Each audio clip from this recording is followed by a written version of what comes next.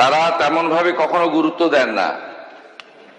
আমি আপনার মাধ্যমে অনুরোধ করব, আপনি সচিব মহোদয়কে নির্দেশ দিন, উল্লেখ পর্বে যে বিষয়গুলি মাননীয় সদস্যরা উল্লেখ করবেন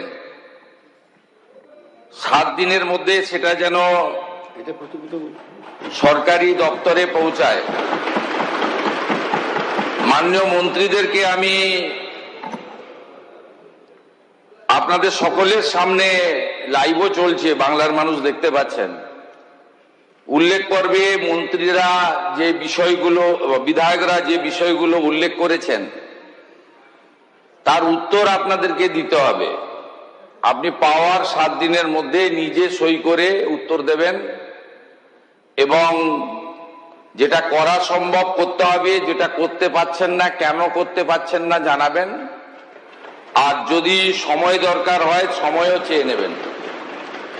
আমি চাই উল্লেখ পর্বে সদস্যদের বলা বিষয়গুলো যেন যথাযথ গুরুত্ব পায়। এক্ষেত্রে মাননীয় অধ্যক্ষের মাধ্যমে তার বিধানসভার সচিবালয়কে আরেকটি অনুরোধ করব, একটি তালিকা যেন সিওমোতে, আমার প্রাইভেট সেক্রেটারির কাছেও আপনারা পাঠিয়ে দেন। আমরা সিওমো থেকেও মনিটরিং করব যাতে আপনাদের বিষয়গুলো গুরুত্ব সহকারে করা যায়। এবং আমি নিজে আপনাদেরকে কমপ্লায়েন্স রিপোর্ট 3 মাস অন্তর অন্তর মুখ্যমন্ত্রীর দপ্তর থেকে আপনাদেরকে কমপ্লায়েন্স রিপোর্ট পাঠিয়ে দেব, যাতে আপনাদের বলা বিষয়গুলি শুধু বলার জন্য নয়, সেটা কার্যকর হয়। অনেক ধন্যবাদ আমাদের মাননীয় মুখ্যমন্ত্রীকে। তিনি একটা নতুন বিষয় আমাদেরকে সামনে রাখলেন এবং এটা আমাদের সবার পক্ষেই খুব ভালো হবে।